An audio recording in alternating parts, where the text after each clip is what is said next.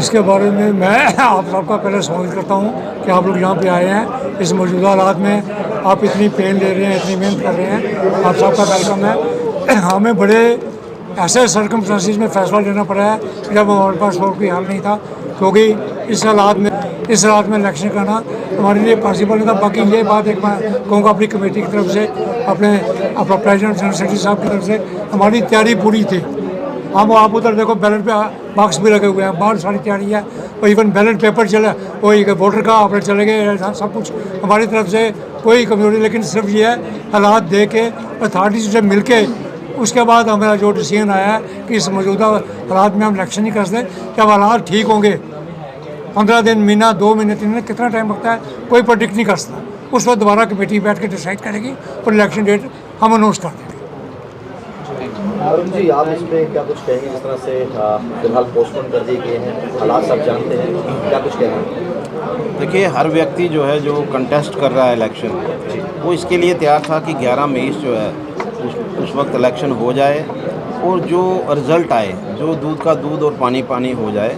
तो मुझे लगता है कि हर कोई तैयार था, लेकिन हालात ने जिस तरह से करवट बदली है, किसी को मालूम नहीं था कि पहलगाम में इस तरह से टेररिस्ट अटैक होगा, जिसका रिएक्शन जो है माननीय प्रधानमंत्री जो हैं वो अपने हिसाब से देंगे। और आर्मी ने जिस तरह से मिसाइल वो सिर्फ़ और सिर्फ टेररिस्ट जो हैं उनके कैंप पे किया, तो मुझे लगता है कि उसमें कोई भी सिविलियन जो है वो हर्ट नहीं हुआ। ये एक उपलब्धि कह सकते हैं हमारी आर्मी की। लेकिन पाकिस्तान की तरफ से जिस तरह से रिटेलिएट किया गया, पहले तो उन्होंने पुंछ में हैवी फायरिंग की, जो भी वो कर सकते थे, बहुत सारे हमारे बहुत लोग जो हैं वहाँ पर शहीद हुए। और उसके बाद जिस तरह से कल शाम को उनकी तरफ से ड्रोन हमला हुआ, मिसाइल हमला हुआ, और वो भी सिर्फ आर्मी पे नहीं, आर्मी कैंप्स के ऊपर नहीं, सिविल एरियाज़ जो हैं वहाँ पर भी उन्होंने अटैक करने की कोशिश की। और ऐसे हालात में कि जब गवर्नमेंट भी यही कह रही है कि इसको आप ये जो सिचुएशन है वो हालात नहीं हैं इलेक्शन करवाने के।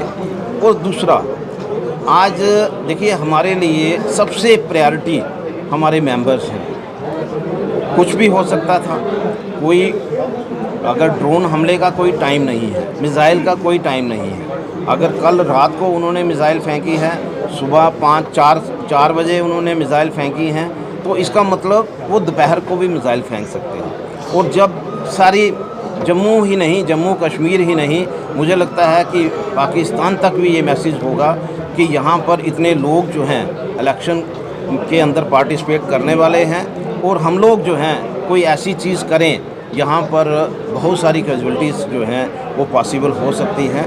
ऐसे समय में हमारे पास कोई ऑप्शन नहीं थी कि हम लोग जो है इलेक्शन प्रेसिडेंट से बात करें। इलेक्शन प्रेसिडेंट ने और उनकी टीम ने जिस तरह से डिवकाम साहब से बात की, और उनके बाद जो भी उनके बात हुई, और आज जो वर्किंग कमेटी बुलाई गई उसमें इनके द्वारा यही कहा गया कि अब क्योंकि इलेक्शन का टाइम नहीं है, जैसे ही हालात बदलते हैं, जैसे ही हालात ठीक होते हैं, देखिए इस समय बॉर्डर से लोग बाहर निकल रहे हैं। ऐसे हालात में हम लोग जो हैं कैसे सोच सकते हैं कि लोग घरों से बेघर हो रहे हैं।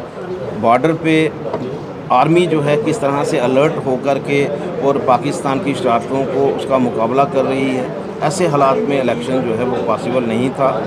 अनफॉर्चुनेट है, हमारे कॉन्स्टिट्यूशन में कुछ चीज़ें जो हैं रिटर्न में हैं, लेकिन ये जो चीज़ हुई है किसी की सोच जो है यहाँ तक नहीं पहुँच सकती कि 3 दिन पहले, इलेक्शन से 3 दिन पहले इस तरह का वातावरण जो है वो बन जाएगा, और हमारे लोगों को, हमारे जो इस समय इलेक्शन टीम है उसको कोई फ़ैसला करना पड़ जाएगा।